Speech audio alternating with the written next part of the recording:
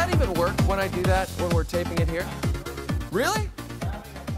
Oh, wow. Okay. You got the cadence down perfectly. As we are in the TV studio for the Jay and Dan podcast for the last week of February. Hey, we're in the home stretch of winter now. Man, did you ever consider becoming a weatherman? Like, did you ever think about it when you were starting out? Hell no. Really? No. I was a traffic man. It seemed like such a sweet gig when I'd see those weather guys. It was all golf tournaments and just a 4-minute hit on the 6 and another 4 on the 10 and get out of there. And again, party. All the babes loved the weathermen. What about the weather guys in L.A.? Dallas Rains. They were the stars of television in L.A. Yeah. That was the greatest gig ever. They all had tans and beautiful fake hair. I mentioned I did airborne traffic reporting. What was my name again? Captain D. Boomsies. Why didn't Jerry D and you develop a spin-off of Mr. D called Captain D about your adventures as an air traffic reporter? That would have been a good show on the CBC. Hey, it was coming to Crave TV. Perfect. Somebody give Randy Lennox a call. 2021. President of Bell Media. We've got a pitch. That would actually be a good show. So we're in the TV studios because it's TradeCentre, and we're here all day. So he said, hey, let's do a podcast. And again, if the audio is a little different than what you're used to, we apologize, but we hope it's still entertaining and informative. Christoph, we know you're going to do everything you can with this audio to make it sound beautiful. Christoph is here. Fix it in post. Yeah, we'll fix it in post. We won't. Christoph will. And we once again remind you, this is the only podcast available that's not about murder. Or cults. Yes. So, because I listened to another one of those podcasts, there's no ending, there's no payoff. It was a waste of my time. What? Okay. Hey, we have a great guest on the show today. Who's that? It's an old friend of yours, Scottie Upshall, Fort McMurray, Alberta's own. One thing, we did the interview already. You're going to hear it a little bit later. But one thing I didn't get a chance to talk to him about, I'm from Athabasca. He's from Fort McMurray. He was talking about growing up in northern Alberta. I don't think he knew that I grew up in northern Alberta. We didn't get to make that connection. Well, please welcome back Scotty Upshall. Scotty, come back in here. Let's talk about... Oh, no, he's long gone. Okay. 403 area code when we were young, but now it's 780. 780. Yeah, that's a long drive. So, was it 2 hours from Athabasca? Yeah, because it's 2 hours from Edmonton to Athabasca, and then well, it's actually an hour and a half to Athabasca, and then another probably 2.5 to Fort Mac. But someone will correct me on that. So when I went to Fort McMurray to go work and do play-by-play for the oil barons, I was living in Vancouver. I took a plane to Edmonton, and then the Greyhound from Edmonton to Fort McMurray. And you stopped in Athabasca In at Athabasca. the tags at the Husky. And I was like, it was straight out of like a sitcom. I'm like, is this Fort McMurray? They're like, no, it's not. Get back on the bus.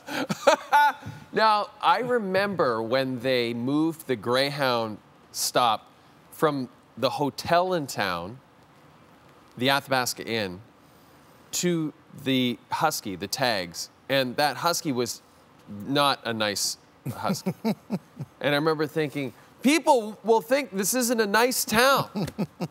They might have made that decision already by the time they got to the tags. We should mention, though, so Fort McMurray is a town of like 50, 60,000. It's over 100,000 now. And Athabasca's population? 2,000 when I grew up, 3,000 now. It's grown exponentially. Oh, baby boom?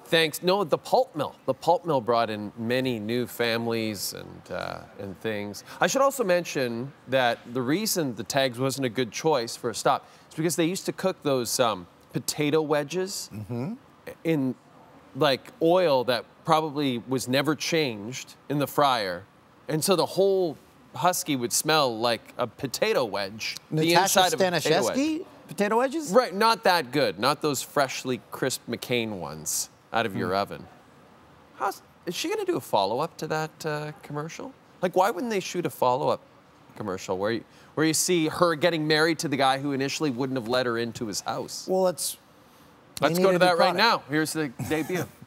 No. They need a new product. Once they have a new product, it's back to the Shanastevsky.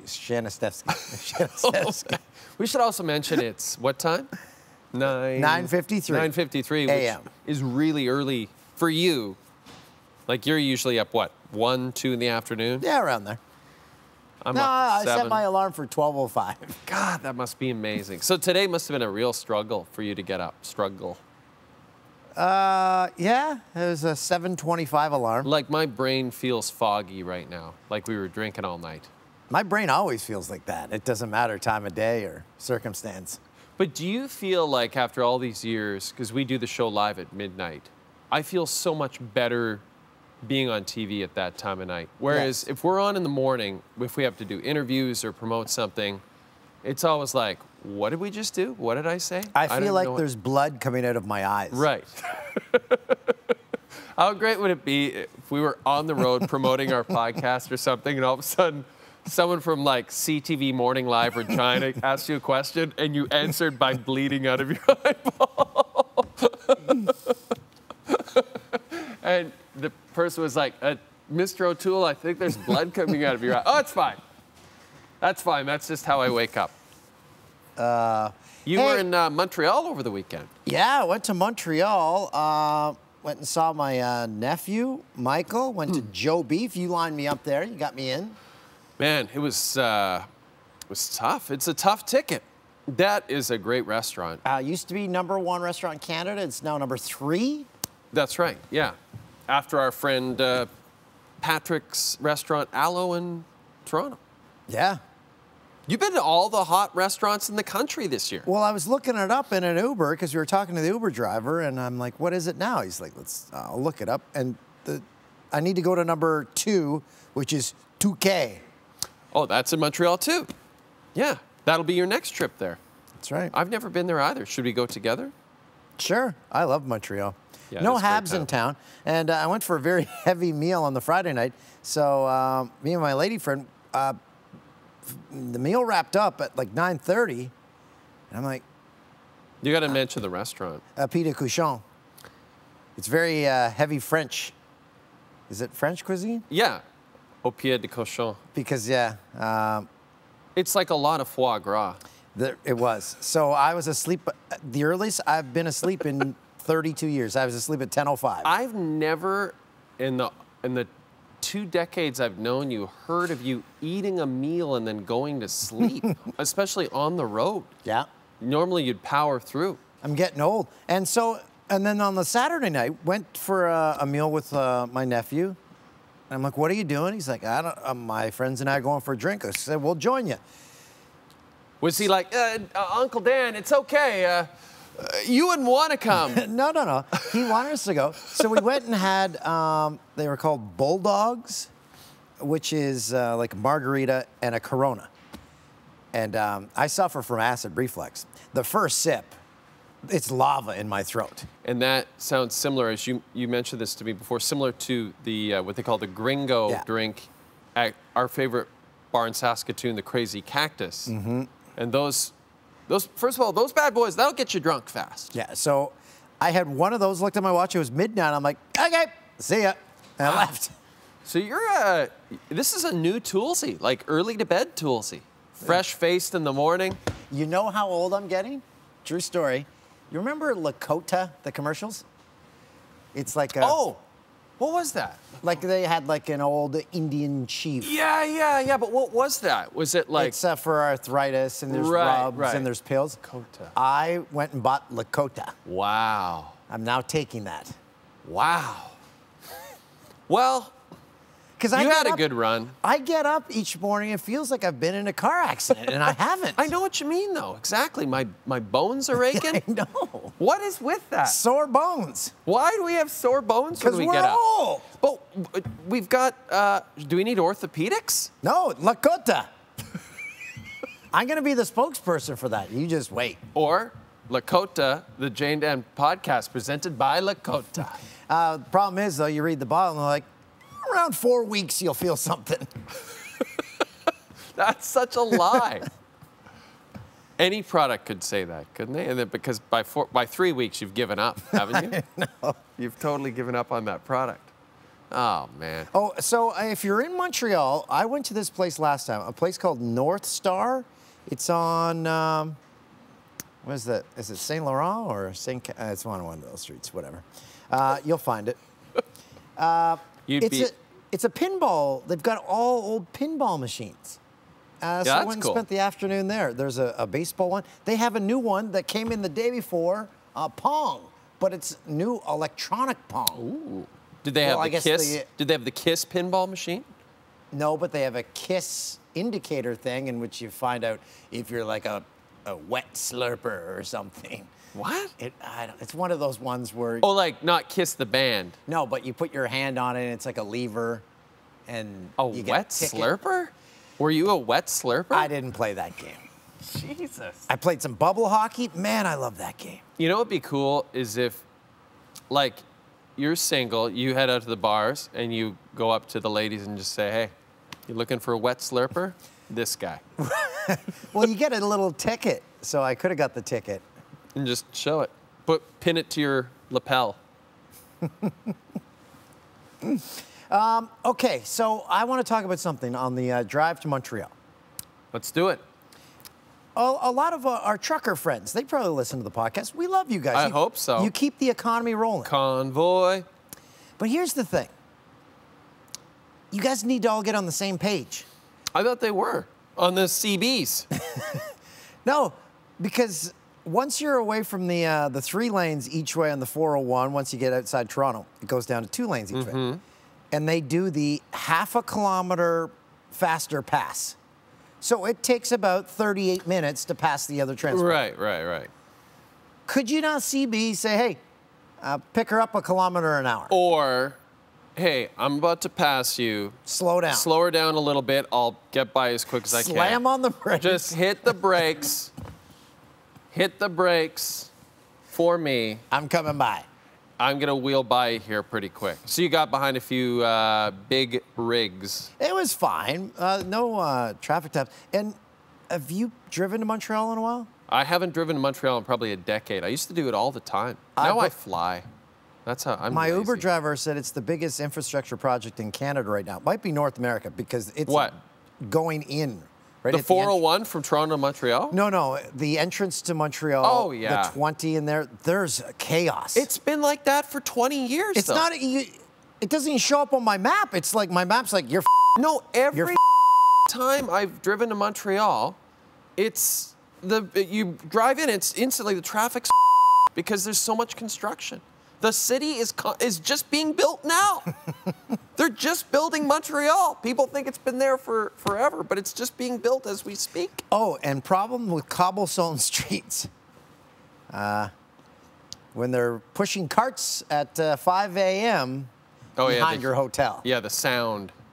Yeah, they are. It's a beautiful setting, very romantic. After about the 6th pass of this cart, my lady friend got up. She's like, "Is there a train? Are we next to the train station?"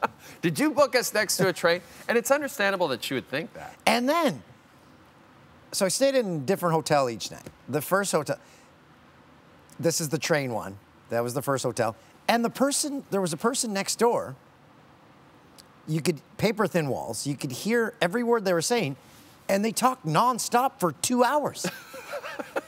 Maybe they were doing a podcast. It's the Random Hotel Room Podcast. That's a good idea for a podcast. And we were debating, like, what are they, who? She said, maybe she's on the phone. I'm like, well, that person's not saying anything on the other end. Maybe they were interviewing someone on the other end for their podcast. I like this idea, Stoff. What do you think? A spin-off pod where Dan goes to different hotels and does a podcast from that hotel room, just talks about that hotel in that hotel room? Hotels Tonight with Dan, sponsored by Hotels Tonight. Speaking of hotels, we were put up at the beautiful Delta Scarborough.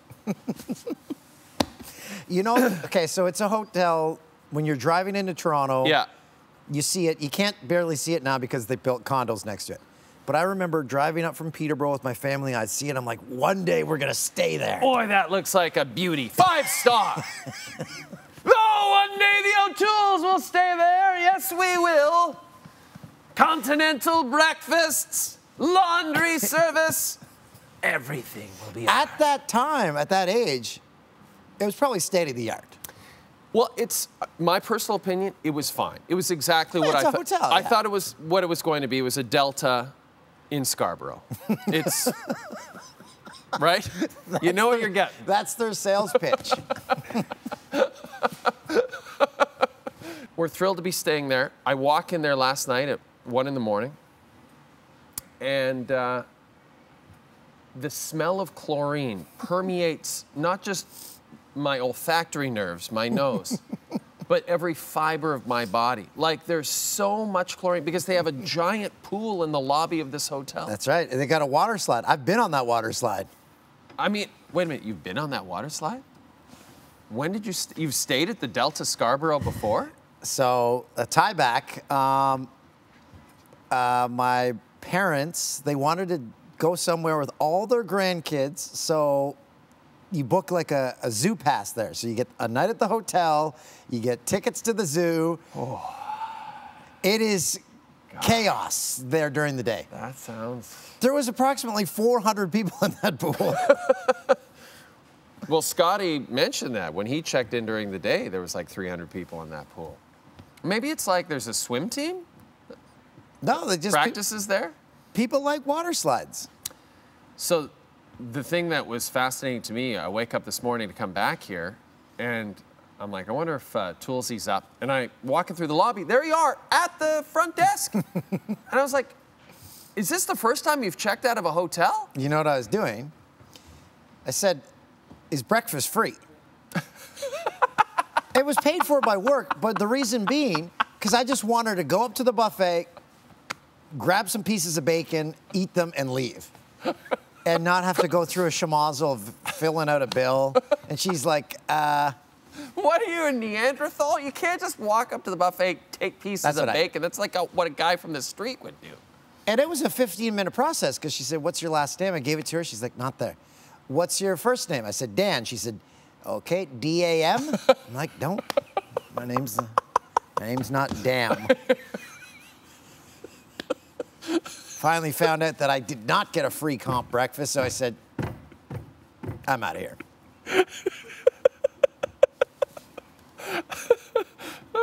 I should have just gone and grabbed bacon anyway. Who's going to say anything? No, that's true. Can you imagine if a guy walked in off the street, you were eating breakfast in a hotel, and he just came in and grabbed bacon, and you're like, hey! Put that bacon down! So you didn't get breakfast. I got room service. No, I came to work and got a wrap. Yeah, not good. Oh, God. It tasted like a heated up napkin. That makes sense. Well, listen, this has been a great discussion about the Delta Scarborough. If you're ever in Scarborough, you're looking for a place to stay, Dan and I would recommend the Delta. The room was okay, though. I thought the hotel was going to blow over. It was hurricane winds last night. That was another reason we wanted to stay close by, so that because we knew they needed us.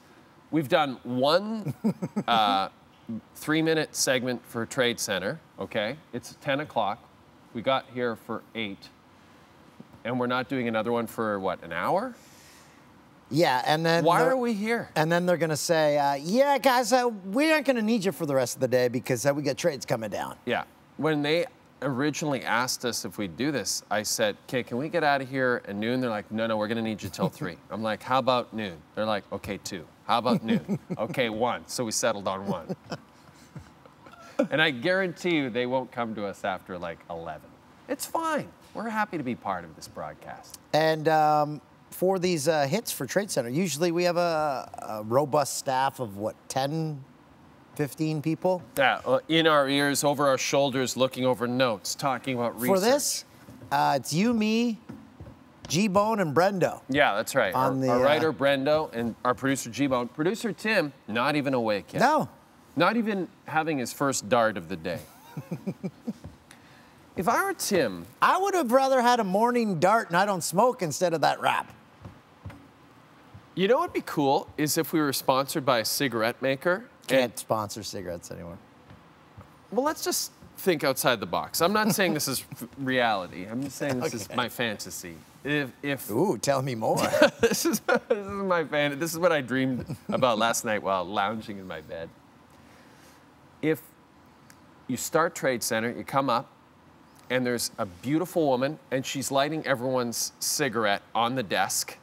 And Duthie and Ray Ferraro, O'Neill, they've all got darts in, and everyone's just smoking. Is that what happens on RDS? Yes. Right? On RDS, everyone's got cigarettes lit, and that's how they're doing trade deadline day. In my hotel room, I saw a lot of darts last night on the show I was watching. It was all but the life of Sammy Davis Jr. That's all they did was smoke darts. Yeah, for sure. It was just a nonstop dart fest. He died in his 60s. He looked like 80. I remember when he was in Cannonball Run and the sequel, and him and Dean Martin looked really rough. Well, yeah, he was into it all. But not like the junk. He wasn't into heroin and stuff. No, right? no, cocaine's. The cocaine, the booze, the smoking, as you mentioned. That probably killed him more than the other two. And what I found out, too, he liked to spend money. He'd go into, he'd walk down a street in New York and spend 50 grand. And his accountants... Sounds a little like you. His accountant's like, you don't have that.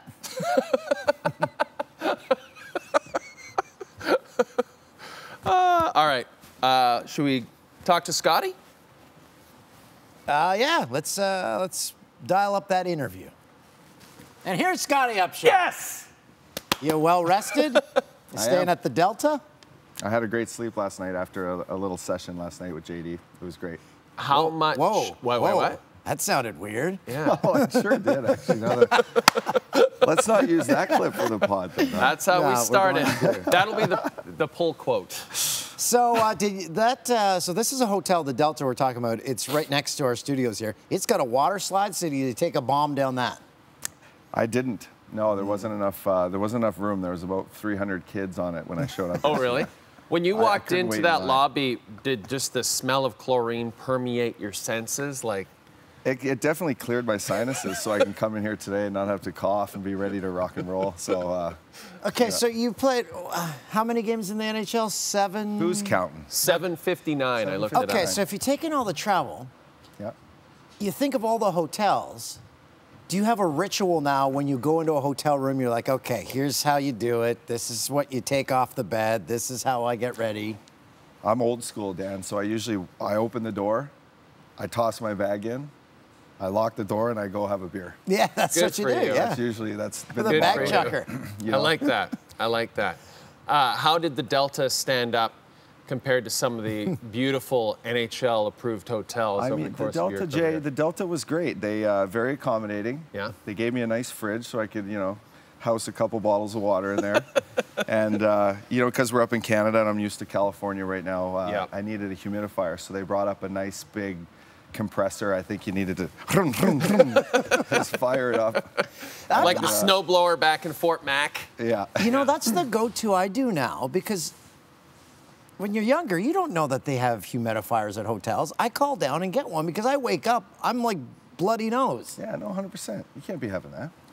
This has been hotel talk. That's the whole pot. That's everything. So you're part of our TradeCentre coverage, Scotty. First of all, and I just learned this watching TradeCentre coverage, your career is not done. You think it's a good thing that you've kind of been able to take a year off this year. Yeah, the way I play, who would say it wouldn't be maybe a blessing in disguise at the end of the day to, I battled a few bumps and bruises over the last couple of years. I ruptured my kidney the last hockey game I've ever played in, which was last year. Wow. That was pretty gnarly. So, at the same time, I would love to be out there, but the knee needed to get fixed. I had surgery, and now we're focused on getting ready for another training camp and trying to play in the NHL. And you had a training camp this year with the team you grew up watching because you're from Fort McMurray, Alberta, the Edmonton Oilers. It was a dream come true. The opportunity came this summer. I saw a few moves they made. They brought in Kyle Brodziak, who was my line mate the last 3 years. One of the first texts I sent was to number 99. I reached out to him probably July 2nd or July 3rd. Wait, you had his number? I had his number. I mean, he coached me. He coached me. Okay, Great guy. I'm friends with Trevor, his son. I ended up reaching out saying, hey, it would be an honor if I could come in and earn a spot on that team. Is there anything you think I could do to do that? He absolutely agreed that he think the fit was good. that those young guys can use a little leadership. And, you know, what better spot to go try out than, you know, the Edmonton Oilers for me. Do you ever send Gretz a text in the middle of the night that just says, "You up?" Want to FaceTime? You mentioned your style of play. So you and I have a long history knowing each other because I did play-by-play for the Fort McMurray Oil Barons from '99 to 2001. You were on that team that won the Royal Bank Cup in 2000. Winning a national championship, where does that rank in your hockey story? Well, it was the way I look at it, it was kind of the beginning of the hockey story. You know, I was 16, playing on a team full of veteran WHL absolute beauties. Yeah. So I learned how to be a young adult very, very fast. Yeah. You know, the parties and stuff after the weekend home games where Scotty invites some girls from, you know, from school and let's go have a few beers. And we were just that good that year. It taught me really how to win, how to be a young pro. Set me up for my career in the WHL and my career with Team Canada. And that championship was in Fort McMurray, And it so was in at your home. hometown. We had a great play-by-play guy calling all the man, goals. the best. He scores! I wish we could find a clip I don't of you think back my then. voice had His- deepened yet. His career peaked at that moment, right. Yeah. and it's all been downhill since then. Yeah, It was essentially. great. It was good times, good times. And then a couple silver medals with the World Juniors. Hey, tell me about your World Yeah, Juniors. I've had an epic experience with Team Canada. There's been, you know, no one does tournaments better than those guys, the way they treat us players and our families and everything. So I did Czech Republic and Halifax. Halifax was probably one of the highlights of my career. Pierre Maguire actually told me today that tournament was the most viewership of any World Juniors since like 2005. So it was, I mean, 1.5 million people watching us play for our country in Halifax was epic. You know what Scotty did? I got hired at TSN, and you were with the World Juniors.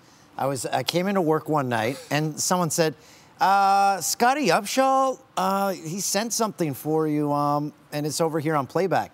And he got the TSN camera guy, said, hey, I want to tape a message. And he said, hey, Dan, congrats. So awesome that you're on TSN and yada, yada, yada. Wow, how do we have that? And we have that clip right now. No, we don't have that clip. But, That clip is yeah, not really, Love to see I it. always, I had curly blonde hair. I always appreciated that. That was great to Yeah, see that's that. good. That's a very kind thing to do as a young man. Were you thinking, okay, I've got to lay the seeds of my future broadcast career right now. I got to get on camera and do it. I think at the end of the day, I was probably hoping that Dan would end up being on, you know, on his own TV show and maybe bringing me on as a guest sometime. Hey, Here it look, is. It here happened. we are. It finally happened. Who are your goalies for Team Canada? You had Fleury, right?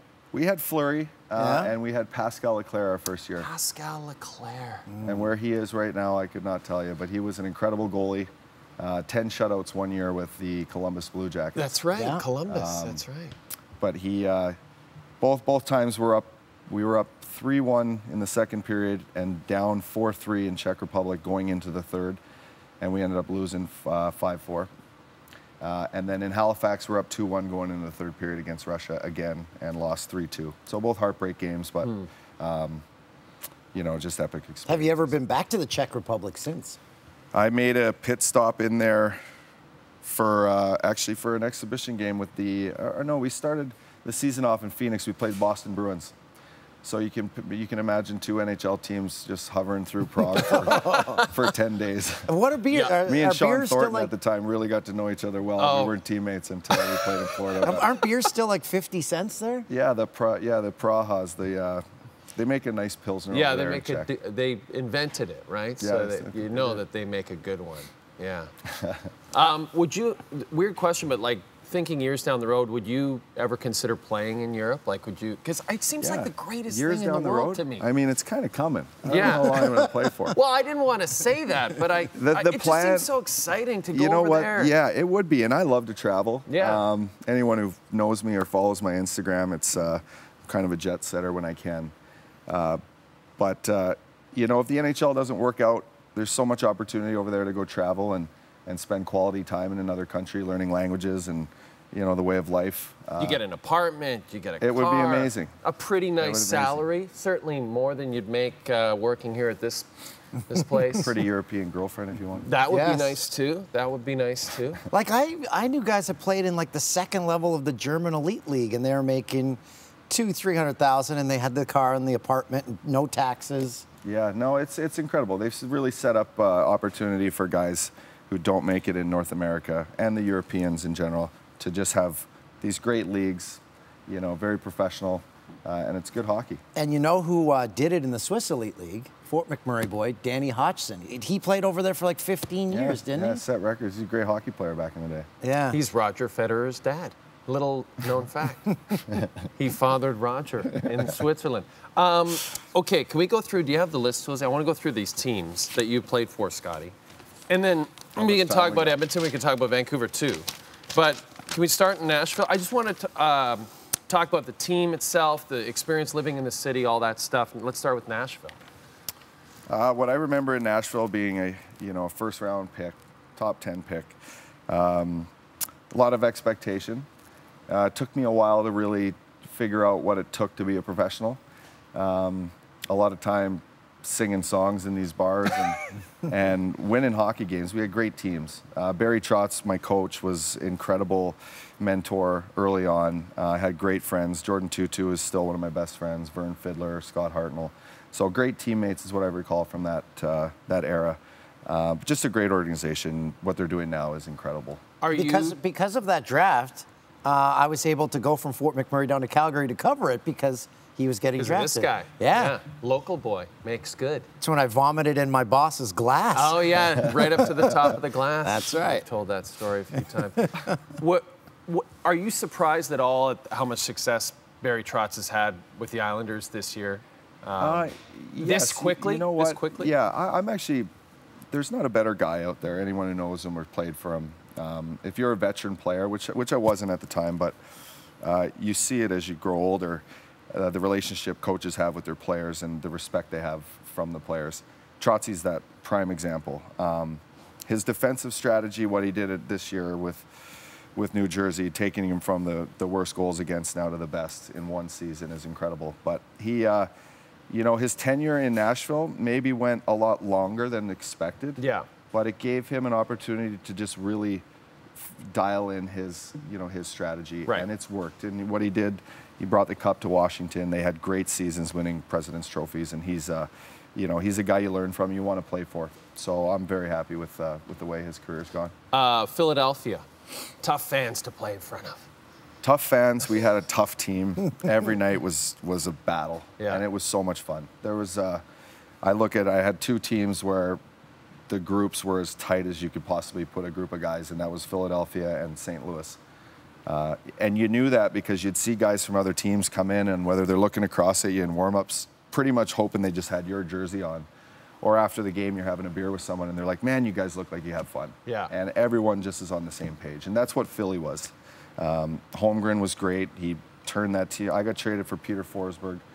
I'm going to say that again. Yeah. I got traded for That Peter is- Forsberg. You should have a T-shirt that says that. A few that. others with Peter, or with myself, went over for Peter, but we were the worst team in the league, and Paul Holmgren that summer brought in Danny Briere, Kimmo Timonen, Scott Hartnell, Joffrey Lupul, Jason Smith. Those are five big names that can really turn an organization around. And we went from, the worst team in the league to the conference finals. I think we lost to Pitt in 6 games. Again, you're young. I was 23, 24, playing, all the way into the beginning of May. And that's when things get really fun. How's Philly as a city? Great city. Good food. Good people when you get down into the heart of it. Blue collar, right? It's blue collar, but Yeah. everyone, what they appreciate is people who play hard, work hard. They're athletes. If you go out and you bust your balls every night for their teams, you're a well appreciated guy there. Ask Mike Schmidt, he knows. Phoenix, that was one of the teams you got traded to on the deadline, I believe, right? It was. Yeah. That's where you had Gretzky. That's where you got his number. Yeah. Me and about 7 other guys went to Boston. I showed up in Boston after getting traded, and there was like 10 new hockey bags in the dressing room from different teams.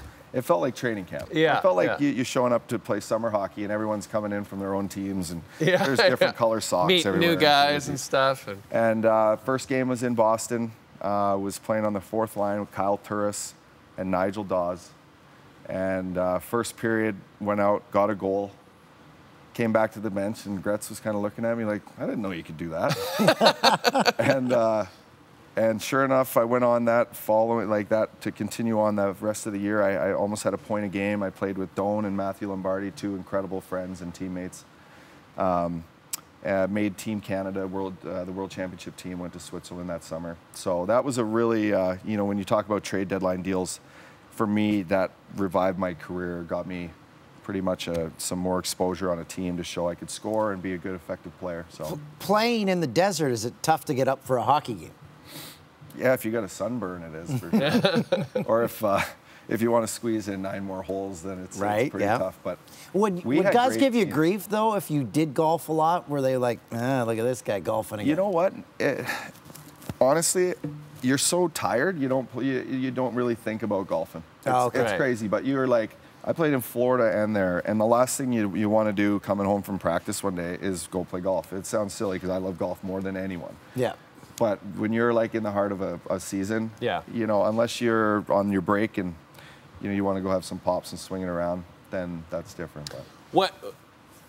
We've heard so many different things about Gretzky as a coach, some flattering, some not so flattering. What was your experience? First of all, just the fact that you're looking around and it's freaking Gretzky. I know. Well, first off, it was overwhelming. I came in and, you know, his personality wasn't, you know, head coach personality. Gretz was obviously the best player in the world and, you know, an icon for all of us kids growing up in Canada. But, you know, as a coach, it was different. We'd show up, we'd get on the bus for games from our hotel, and there would be 50 people outside waiting for autograph seekers. We're all used to them, but we would walk right past all of them. And they would just be like, they'd have Gretzky cards, and, you know, posters, and they wanted Wayne to sign everything. So it took a while to kind of get used to that, your coach having to sign all the autographs and having to wait for him to get on the bus. But one story, we played the Winter Classic game in St. Louis against the Hawks 3 years ago. And Wayne was in town doing the alumni stuff for the Blues. And I had my brother, Brent, a couple buddies, and their girls out for dinner. And in walked Wayne. He was there for Bobby Hull's birthday party. So he was waiting on Bobby and Brett. And obviously they take their time. And I invited him and Trevor to sit down with us, and we ordered some Heinekens, and we were having some beers. And you know, I'm like, Wayne, I got to tell my boys here that, you know, you've been the only coach in the NHL to ever put me on a 5-on-3 power play to show my skill. And I'm like, I got to tell you, it was some of the best times in my life. And he looked at me and he's like, so that's why I don't have an NHL coaching job anymore. He's like, that's why no one will give me a job anymore. Yeah, it's good to hear, you know, someone you grew up idolizing. Did it become, you know, playing in front of that few fans? Does that as a player, do you notice that? Or as you said, are you too dialed in to even notice that kind of thing? You get used to it, like anything. Disappointing in a lot of ways because, you know, hockey is just such an exciting game. You want to play in front of a packed house. But due to, you know, economies and locations of arenas and, you know. Were the crowds smaller in Florida or Phoenix? They were. About the same? Oh, yeah. Florida right now is getting like 10,000. Yeah, it's tough. Both areas are tough. Both arenas, they're great arenas. They're just in the wrong areas. Right. Yeah. Hey, we should sort of interrupt you guys. We should go to your list of players. We're going to do rapid fire. We're unfortunately we're getting close to the end of our time with you. Yeah. So much fun. Just a quick line about former teammates, each one. Okay, we'll start with Scotty Hartnell. Beauty, some of the craziest hair you'll ever see. Tommy Volkoon. One of the most athletic lefty-righty catching goalies of all time. Didn't have any hair. Paul Correa. My favorite player growing up. Very, very superstitious, but a professional amongst professionals. Jason Arnott. Handsome. Mike Knuble. One of my best line mates ever, and went to the conference finals with him as a line mate. Smart. Always read the paper and did the crosswords like no one other. Wow. Claude Giroux. Didn't speak great English when I first played with him, but I was his first line mate when he was a professional, and you know, incredible player. Could you see very quickly? Could you see the greatness in him at that? You could. You knew coming from junior. He had the persona. He wanted the puck. Yeah. He was upset when he wasn't, making the plays he wanted and wasn't in the spots he wanted. He was a hungry kid. Right. Jeff Carter. Is that a You good? teed me up for this one. Didn't you? Yeah, let's say a rope. Shane Doan, who the Yotes just retired his number. Just last night. Incredible human being, and one of the best guys ever. Keith Yandel. He's a funny one. He's funny. He has something for everything, and I love playing with him. Ilya Brizgalov. Brizgalov. Space cadet. Multiple personalities. My stallmate for years. I had to put earplugs in this side of my ear for, Oh, he just for the doesn't whole stop? year. Oh yeah, he doesn't stop. Incredible goalie when he wanted to be. Rick Nash. Geez, a workhorse and gifted goal scorer. Does he still love the ponies? He loved going to horse racing, didn't he? It was a Columbus thing. There was a lot of boys there loved the. That Huselius was one of the best horse gamblers you'll ever see. He won 2 trifectas back home in Sweden. Yeah, I think he was Swedish. For amounts of money I couldn't even comprehend. Wow, but Huselius. he would pick the 6 in a row. Wow. I can't wait till Incredible. I can't wait till our He's a Rain 30 Man. for 30 on Huselius. Ed Jovanovski. One of my best friends playing hockey with, and Jovo Cop, 55. He was a tough cookie. Yeah. Here's another coach of yours, Kevin Dineen. Hard ass. Roberto Luongo. Funny and incredible Hall of Famer. Jaromir Jagr. You played with some legends. Legend. Yeah, you play with amazing Yog's players. a legend. Man. Stayed single his whole career, so I can appreciate that. But what he's done, 47, 46, still playing hockey, is remarkable. Vladimir Tarasenko. The tank. He's a weapon, and he can shoot the puck harder than anyone I've ever seen. Another coach, Ken Hitchcock. I love Hitch. Yeah? I love Hitch. He calls me Hollywood, and in return, sometimes I have to tell him what I think back to him. One of the greatest minds of hockey, taught me a lot, and reason why I'm still playing. Oh, that's Wow, great. that's great. And finally, the last one, Jay Bomeister.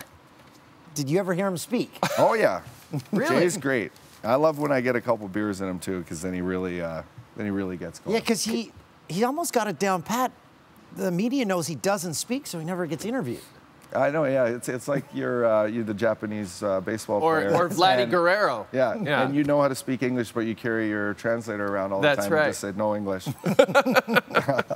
Great skater, though. Oh, my God. He's Bomeister. Northern Alberta, Edmonton. I hated playing against him as a kid, but I loved playing with him on my team. Really? Yeah, like he was that as a kid? He was from 12. He was 5'11", and going to be first overall pick. Wow. And lived up to it. Amazing. Before we let you go, Fort McMurray was hit hard by the wildfires. What's the update? How's the rebuild going in your hometown? Great. The strength of that community is second to none, and everyone pulled together and got that city back on its feet. It looks gorgeous, and now we just hope the Alberta economy will keep striving. What was it like watching that from afar, seeing those? It was the tough. pictures? I wrote a piece in the Players Tribune on that. My experience. I was playing in a playoff game, pregame skate. I remember that. Pregame yeah. nap, waking up to these unlimited flow of tweets, and had my brother and his fiance with me, with their kids back with my mom, and it was. I couldn't remember really playing in the game other than just looking at my brother and his wife on their phones the whole time in the crowd. Yeah.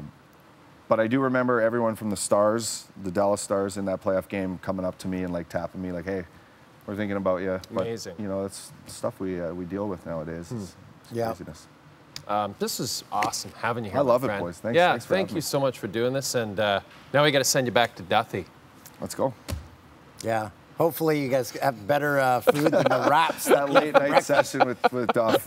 Yeah. No, did you have any of the breakfast food? I did. Oh, God. Yeah, it's what not was bad. that? The coffee cup they gave me was like a shot glass.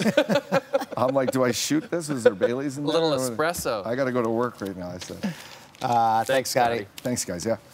Oh, man, that was great. What a guy. Could have talked to him for a while. I didn't get to touch upon his oil barons teammates. And I wanted to get, I should have asked it when I was talking about the hotel rooms, his estimation of how many hotel rooms he has stayed in. Like, What? How is he going to answer that, though? I don't know, Dan. Thousands, I guess. Like, what's he going to say? like over 2,000. Yeah, probably. I would. Well, how about what's the best hotel? What's the best hotel on the road in the NHL? Like what's Delta Scarborough. That's where visiting all teams. the visiting teams play. Well, do you think if Toronto had gotten, if Markham had gotten that NHL team, remember a few years ago? Yeah. You think that would be where the players would stay? I don't think so. The Delta Scarborough? And I wanted to ask if a hotel the NHL teams stay in has a water slide, if guys go on the water slide. That's a good question.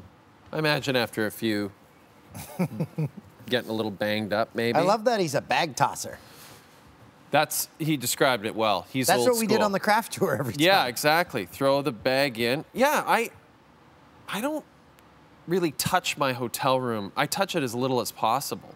You know what I mean? Like I try to I throw the bag in. I go, yeah, I do exactly what he did. Go down, have a beer. Yeah, what are you Because going to I do? love a lobby bar.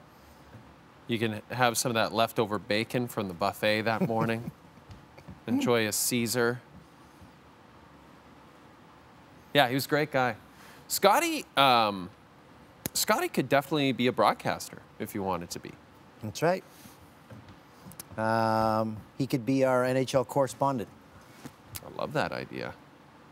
We could just follow him on the road and he could check in from his various stops because it sounds like he's going to go back and play next year. He's got a beautiful, we didn't get to talk about his house in Newport Beach. Yes, yes. So, yeah, I wanted to ask him how he ended up. I mean, how does anyone end up in Newport Beach? Why not, I guess, would be probably his answer on that one. But, because he didn't play for Anaheim or LA or anything like that. But he probably trained down there, right, with somebody and was like, I might as well plant my flag here rather than doing it in Philly or Columbus or wherever. Have you ever been to Philly?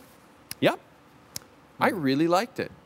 You know, I've been there a couple of times for a couple of different games, like an Eagles game and a Phillies game. You know what I loved about it, Dan? What's that? They figured out the way. You know, everyone else has built their stadiums downtown. Everyone's like, you got to build it downtown. Philadelphia figured out a way to not do that, but still make it super convenient. They built all the stadiums in one place. Right. Right? The Flyers, Sixers Arena, the Lincoln Financial Field or whatever it's called now, and Citizens Bank.